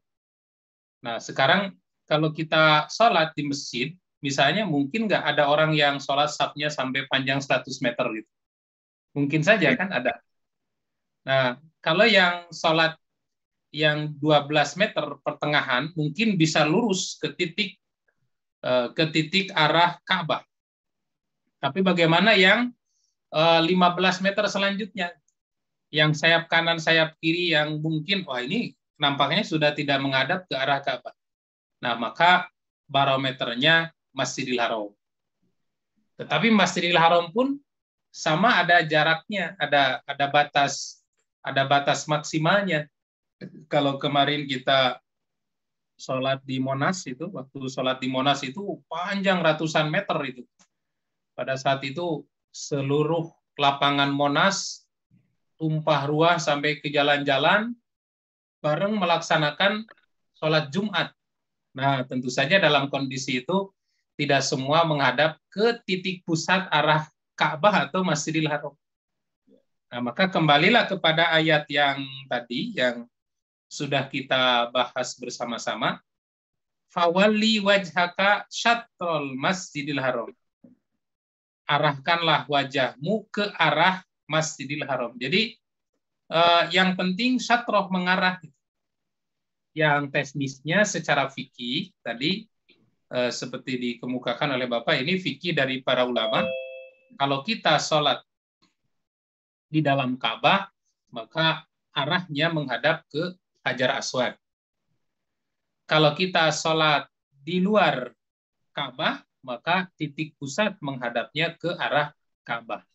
Kecuali kalau Nabi, kalau di luar selalu menghadap ke Hajar Aswad. Supaya plus-plus gitu, bisa menghadap ke Baitul Maqdis juga. Kemudian kalau sholat di luar Masjidil Haram, maka mengarahlah ke arah Syatrul Masjidil Haram, ke arah Masjid Al-Haram. Dan kalau kita di luar Masjidil Haram, di negara-negara lain, dalam kasus diameter jamaah yang panjang, maka dapat mengarah ke kota Mekah. Nah, tapi upaya untuk rusdul kiblah, untuk mengarah ke pusat Ka'bah itu tetap harus diusahakan oleh kita dengan berbagai cara, ya. Baik itu melalui kompas maupun melalui panduan arah matahari, yaitu di bulan-bulan tertentu, saya lupa bulannya, di bulan-bulan tertentu itu matahari itu ada di atas Ka'bah. Jadi umpamanya ini Ka'bah, ini matahari ada di atas. Nah, kalau matahari persis di atas Ka'bah, maka semua bayangan itu pasti mengarah ke arah Ka'bah. Semua bayangan yang timbul dari matahari di atas Ka'bah itu pasti semua mengarah ke arah Ka'bah. Itu yang paling akurat dalam mengecek apakah kiblat kita sudah lurus atau belum. Nah, kalau tidak maka bisa menggunakan kompas. Walaupun kompas juga tidak menjamin akurasinya, ya. Tapi minimal kita ada usaha untuk menghadap ke arah kiblat. Karena itu sebagai salah satu dari syarat sah diterimanya sholat kita. Gitu, Pak. Baik, syukran. Ada satu lagi ini dari Ibu Fadilah Tur Indah. Assalamualaikum Pak Ustadz, mohon penjelasan jika ada orang yang sholat salah kiblat, belajarnya mungkin tidak disengaja atau tidak tahu, sikap kita itu harus segera mengingatkan saat itu atau kita beritahu setelah selesai sholat. Ya. Ya, kalau kita melihat ada yang salah kiblat, kita segera beritahu. Karena tidak masalah kita berkomunikasi dengan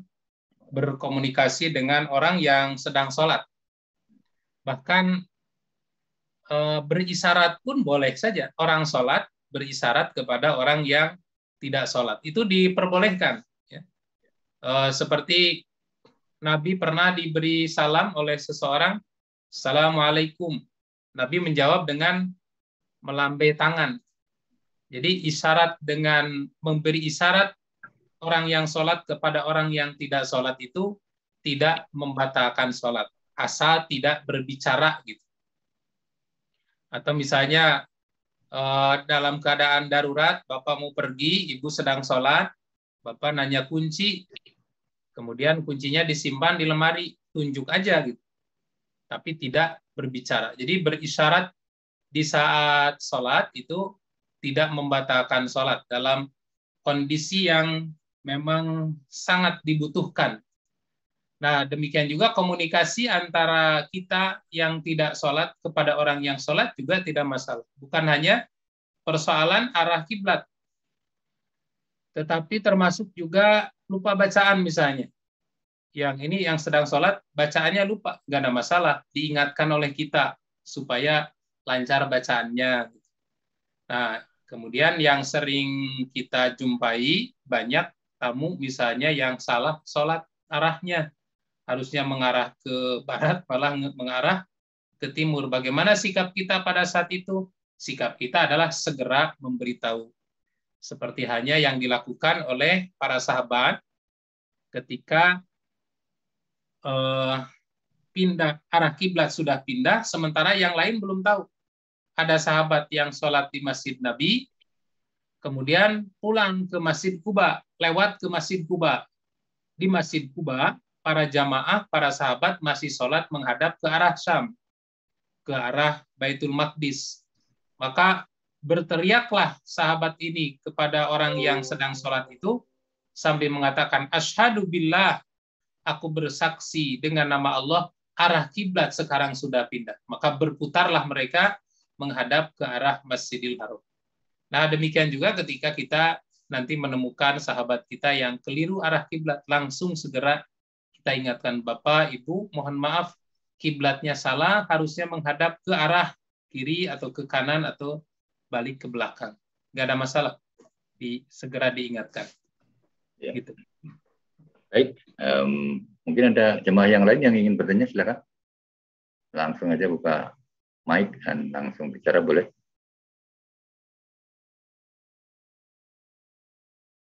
Oh, tentang itu tadi kan di awal Ustadz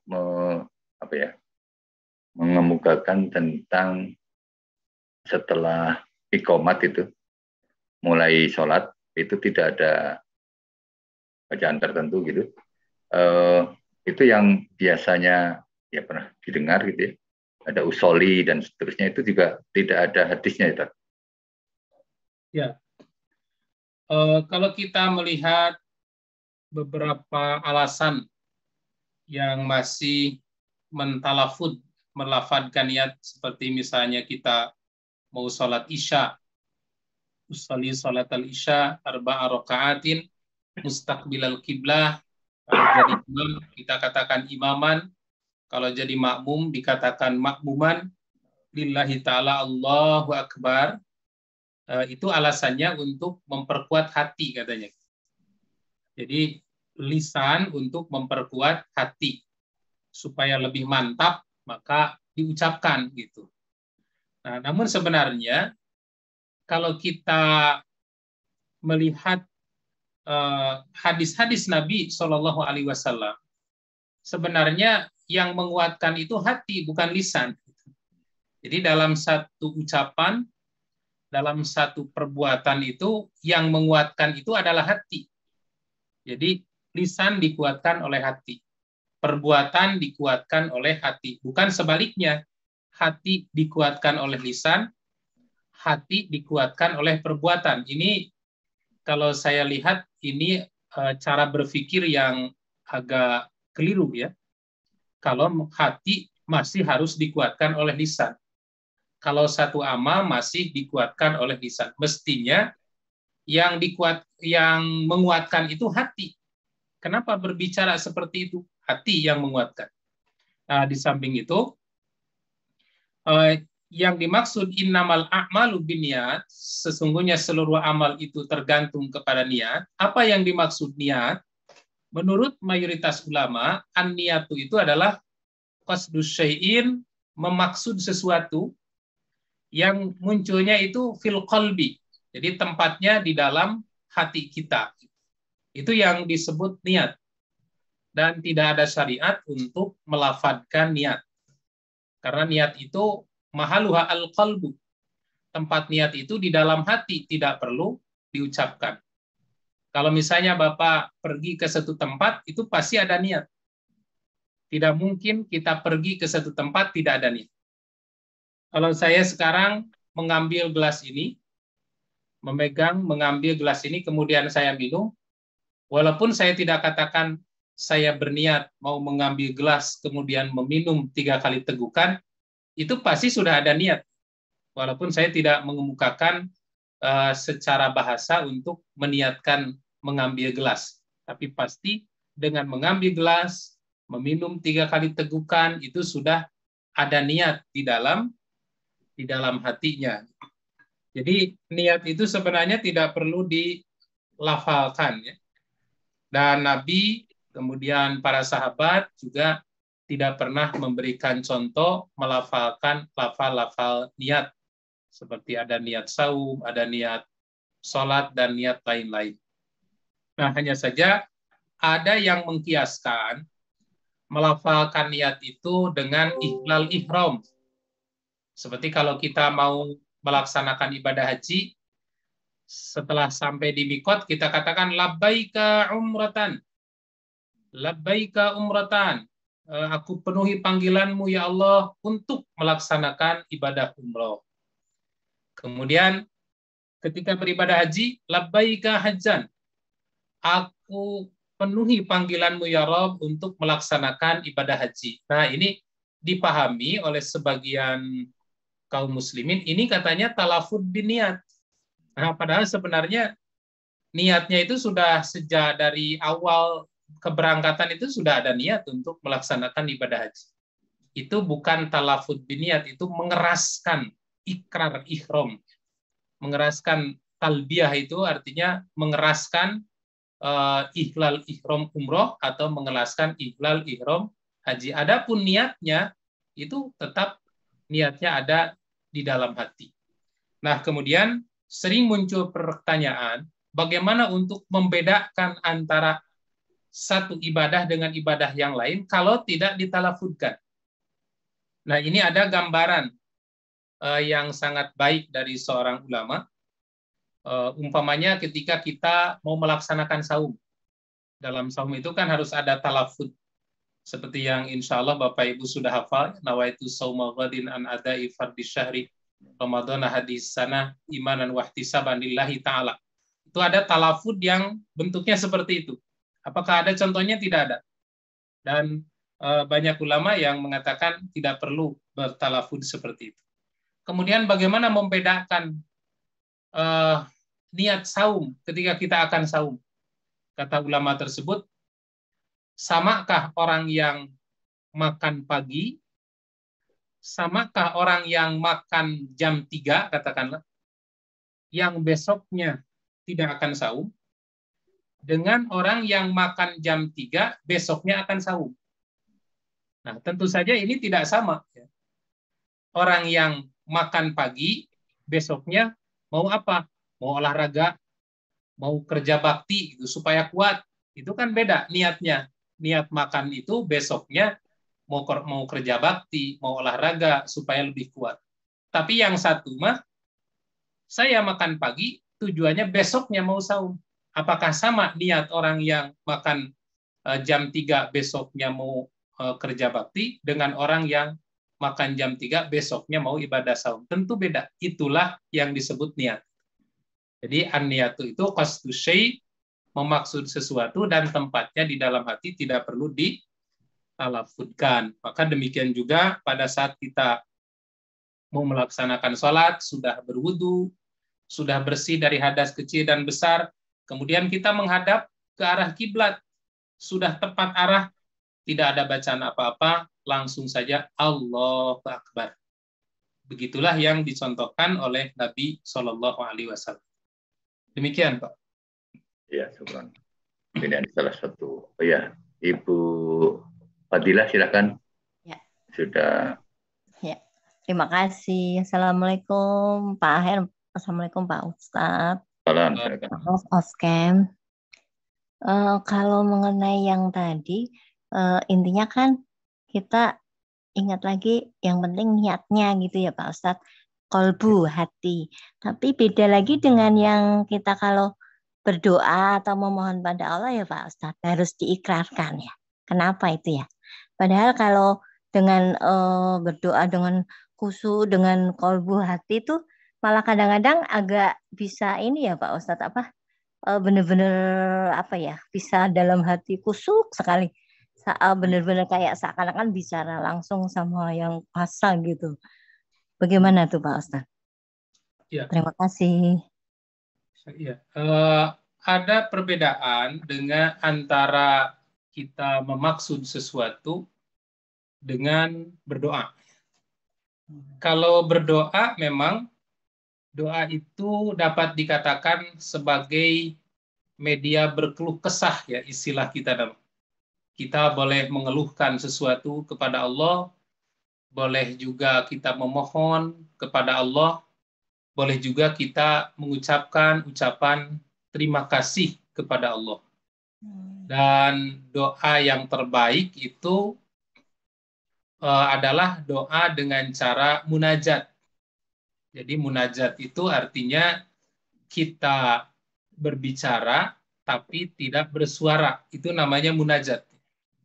Berbicara maksudnya berbicara dengan lisan tetapi tidak bersuara. Itu munajat. Dulu pernah ada sahabat yang bertanya, ya Rasulullah, apakah Tuhan itu, Allah itu dekat atau jauh? Kalau Allah itu dekat, akan aku berdoa dengan munajat. Yaitu munajat itu bukan di dalam hati ya, bukan berdoa dalam hati, tapi kita berbicara dengan lisan tapi tidak ada suaranya, itu namanya munajat. Nah, atau Allah itu jauh. Kalau Allah itu jauh, maka aku akan berteriak. Kemudian Nabi SAW membacakan firman Allah. Pada saat itu Allah menurunkan ayat wa idza sa'alaka ibadi anni fa inni qarib. Apabila hambamu bertanya kepadamu tentang aku, katakan aku dekat. Bagaimana yang dimaksud dekat itu? Ujibu da'watad da'i idza da'an. Aku akan mengabulkan doa-doa si hamba apabila si hamba itu berdoa kepadaku. Jadi kalau dalam doa memang harus diikrarkan kita minta apa, itulah ibadahnya, Bu. Jadi jangan kita berdoa begini, ya Allah, Engkau Maha tahu apa yang aku butuhkan, selesai saja. Nah, itu tidak ada ibadahnya. Jadi dalam doa itu ibadahnya memang meminta, Bu, gitu. Tidak cukup dengan niat, diserahkan kepada Allah. Allah Maha tahu apa yang aku butuhkan, pergi aja. Nah, Ibu tidak beribadah kalau begitu. Jadi dalam doa itu silahkan sampaikan semua permohonan kita kepada Allah sebanyak-banyaknya. Karena Allah itu semakin sering dan semakin banyak diminta, semakin senang gitu. Beda dengan kita. Kalau kita sering diminta, bukan malah senang, kita malah jadi dongkol gitu ya.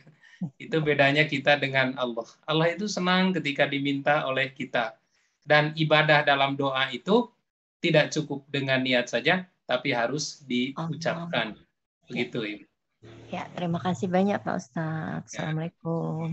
Assalamualaikum. Ya Pak Ustadz, rupanya waktu juga yang memisahkan kita. Sudah lewat 5 menit dari jam 20. Baik Pak Ustadz, untuk mengakhiri mungkin Pak Ustadz bisa memberikan satu ciptaan kepada kita semuanya sekaligus menutup dengan doa Pak Ustadz. Silakan Pak Ustadz. Ya, alhamdulillah dari awal sampai akhir kajian kita berjalan dengan baik. Jadi kesimpulan yang dapat kita ambil dari kajian pada malam ini bahwa salah satu syarat sah ibadah sholat itu dengan menghadap ke arah kiblat. Dan menghadap ke arah kiblat adalah sebagai bukti keimanan kita kepada Allah dan keimanan kita terhadap Rasulullah Shallallahu Alaihi Wasallam. Apabila secara sengaja kita sholat menghadap ke arah lain selain arah kiblat yang telah ditunjukkan, yang telah diperintahkan oleh Allah, maka dinilai itu sebagai bentuk pembangkangan terhadap syariat Allah Subhanahu wa taala. Dan tujuan perintah mengarah ke arah kiblat ini adalah tujuannya untuk menguji kita semua apakah kita termasuk hamba-hamba Allah yang taat atau termasuk hamba-hamba Allah yang membangkang. Mudah-mudahan dengan disatukan arah kiblat dan setiap hari kita menghadap ke arah kiblat yang sama, pada satu saat Allah kumpulkan kita di tempat yang istimewa di surga Allah Subhanahu wa taala. Amin. Demikian kita akhiri dengan doa Rabbana ighfir lana wa liwalidayna walil mu'minina yauma yaqumul hisab. Rabbana hab lana minas solihin, Rabbana hab lana min azwajina wa dzurriyyatina qurrata a'yun waj'alna lil muttaqina imama. Allahumma inna nas'aluka khairal mas'alah wa khairal du'a wa khairal ilmi wa khairal najah wa khairal hayat wa khairal mamat wa sabitna wa saqil mawazina wa haqiq imanana warfa' darajatana wa taqabbal salatana wa nas'alukal ula minal jannah. Rabbana atina fid dunya hasanah wa fil akhirati hasanah wa qina azabannar. Amin ya rabbal alamin. Demikian Bapak Ibu yang saya hormati, terima kasih atas segala perhatiannya dan mohon maaf apabila ada kekurangan dan kesalahan. Wassalamualaikum warahmatullahi wabarakatuh. Waalaikumsalam warahmatullahi wabarakatuh. Wabarakatuh. Khairan. izin Jazakallahu khairan, matur nuwun, Pak Mudika, Pak Her. Wassalamualaikum warahmatullahi wabarakatuh. Nuwun banyak Pak Her, Pak Ustadz. Assalamualaikum. Waalaikumsalam. Waalaikumsalam Pak Heb, terima kasih. Assalamualaikum. Waalaikumsalam. Ya, Ustaz. Jazakallahu khairan. Ya.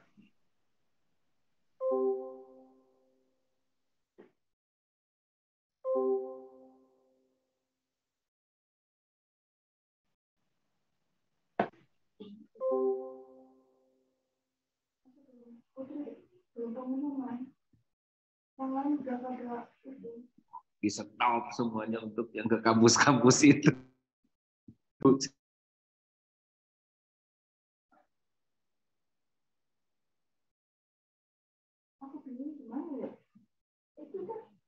Belum bergerak. Itu udah dimatiin. Orang masih pada. Makasih Pak Kus.